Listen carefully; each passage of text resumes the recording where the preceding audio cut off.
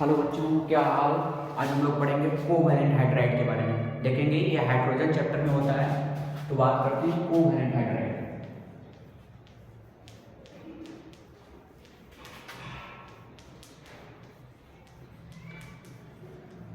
Hydride बात करेंगे आज कोवैलेंट हाइड्राइड।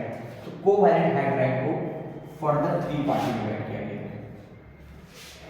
कोवैलेंट हाइड्राइड को फर्दर 3 पार्ट में डिवाइड किया गया है। तो सबसे पहला कंडीशन बात करते हैं। पहले में क्या होता है ध्यान देगा, इलेक्ट्रॉन डिफिशिएंट।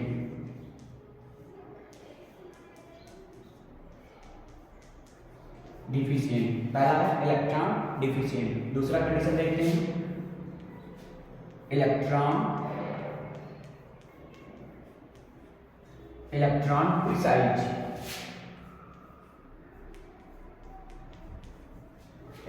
प्रिसाइज।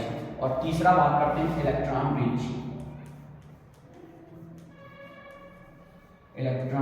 रिच। फिर से ध्यान से देखेंगे, मैं फिर से बता रहा हूं, कोवैलेंट हाइड्राइड के बारे में बात कर रहे हैं। कोवैलेंट हाइड्राइड को फर्दर 3 पार्ट में डिवाइड किया गया है। और कोवैलेंट हाइड्राइड के बारे में एक चीज और बता देते हैं कि ये अपने से ज्यादा इलेक्ट्रोनेगेटिविटी से हाइड्रोजन क्या करता है, बॉन्ड बनाता है। अब हाइड्रोजन जो होता है अपने से ज्यादा इलेक्ट्रोनेगेटिविटी से बॉन्ड बनाता है, उसे बोलते हैं कोवैलेंट हाइड्राइड। अब कोवैलेंट हाइड्राइड को फर्दर 3 पार्ट में डिवाइड किया गया है। पहला इलेक्ट्रॉन डिफिशिएंट, दूसरा सेकंड इलेक्ट्रॉन प्रिसाइज और तीसरा इलेक्ट्रॉन रिच।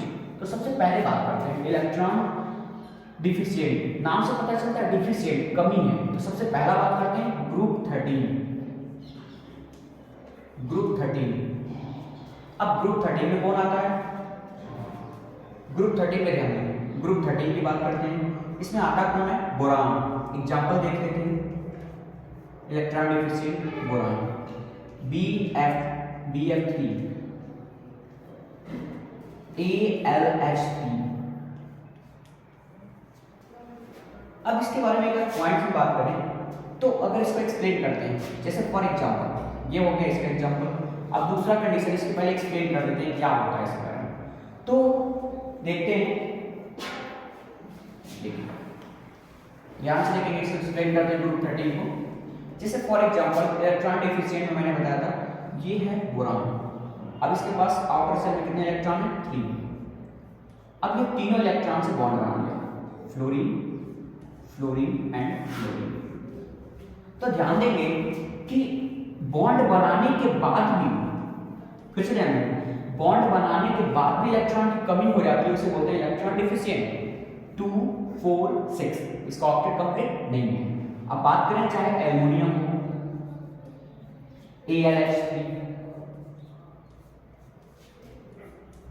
ये भी इसी 13 ग्रुप का है। तो 2, 4, 6 इलेक्ट्रॉन बॉन्ड बनाने के बाद भी इलेक्ट्रॉन की कमी हो, उसे बोलते हैं इलेक्ट्रॉन डिफिशिएंट। अब दूसरे में आते हैं, सेकंड एग्जांपल देखते हैं, इलेक्ट्रॉन प्रिसाइज। नाम से पता चलता है प्रिसाइज, बॉन्ड बनाने के बाद कोई इलेक्ट्रॉन बचे नहीं और इसका ऑक्टेट भी क्या हो जाए, कंप्लीट, उसको बोलते हैं प्रिसाइज। तो देखते हैं, जैसे लेते हैं फॉर एग्जांपल 14 ग्रुप के एलिमेंट को, 14 ग्रुप। तो बात करेंगे 14 ग्रुप में, जैसे for example methane CH4, carbon tetrachloride ETC। तो सबसे पहले बात करते हैं, देख लेंगे एग्जांपल पूरा एक्सप्लेन करते हैं इसको कैसे होता है। तो कार्बन के पास 1, 2, 3 एंड 4। अब ये क्या करेगा, अपना बॉन्ड बनाएगा, 4 बॉन्ड बनेगा। अब काउंटिंग करते हैं, 2, 4, 6 to 8। ऑक्टेट भी कंप्लीट हो गया, 2, 4, 6 to 8। अब कोई इलेक्ट्रॉन्स बचा भी नहीं, तो इसको बोलते हैं इलेक्ट्रॉन प्रिसाइज। और ये 14 ग्रुप में होते हैं, ठीक है। ये क्या होते हैं, 14 ग्रुप। मतलब बॉन्डिंग बनाने के बाद ऑक्टेट कंप्लीट तो हो जाए और इलेक्ट्रॉन कोई बचे, उसको बोलते हैं प्रिसाइज। अब आते हैं इस वाले ग्रुप में, बात कर लेते हैं। अगर एग्जांपल देखना चाहते हैं, देख लें, 1 मिनट इसको रेज करके दिखाते हैं, चलते हैं। अब नेक्स्ट आते हैं इलेक्ट्रॉन रिच। बात करते हैं इलेक्ट्रॉन रिच। इलेक्ट्रॉन रिच तो इसके बारे में बात करते हैं, देखते हैं। इलेक्ट्रॉन रिच, नाम से पता चलता है रिच, अमीर, अमीर होगा। तो बात करते हैं यार, फॉर एग्जांपल छोटा सा ले लेते हैं अमोनियम। अब प्रोफेसर ग्रुप का तो डिस्कशन किया नहीं, तो ग्रुप का डिस्कशन कर देते हैं।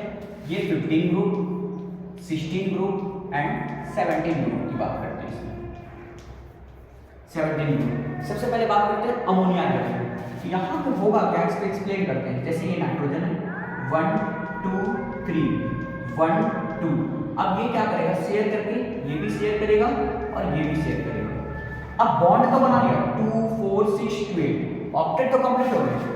बॉन्ड बनाने के बाद भी जिसके पास इलेक्ट्रॉन बचे उसे बोलते हैं इलेक्ट्रॉन रिच। फिर से ध्यान देंगे, बॉन्ड बनाने के बाद भी अगर इलेक्ट्रॉन बचता है तो उसे बोलते हैं इलेक्ट्रॉन रिच। जैसे ये हो गया हाइड्रोजन फ्लोराइड हो गया, देख ले हाइड्रोजन फ्लोराइड। जैसे ये फ्लोरीन 1 2 3 4 5 6 7। अब ये क्या करेगा, हाइड्रोजन से बॉन्डिंग बनाएगा। तो 2 4 6 2 8 बॉन्ड बनाने के बाद भी इसके पास इलेक्ट्रॉन बच जाते हैं, उसे बोलते हैं इलेक्ट्रॉन रिच। या फिर ध्यान दो वाटर, H2O, ठीक है। बात करें H2, तो यहाँ पे भी आप देखेंगे कि ये क्या होगा, बॉन्ड बनाने के बाद भी, जैसे कि ऑक्सीजन 1 2 3 4 5 एंड 6। अब ये सिल बॉन्ड बना लिया और नेक्स्ट सिल बॉन्ड बना। बॉन्ड बनाने के बाद भी इनके पास क्या हो रहा है, इलेक्ट्रॉन बच रहे हैं। तो वही होता है कि इलेक्ट्रॉन रिच, बॉन्ड बनाने के बाद ऑक्टेट 2 4 6 2 8, ऑक्टेट तो कंप्लीट हो गए, बट इनके पास बॉन्ड बनाने के बाद भी इलेक्ट्रॉन बच जाए, उसे बोलते हैं इलेक्ट्रॉन रिच। तो ये तीनों थे। ओके, मिलते हैं नेक्स्ट वीडियो में। Thank you.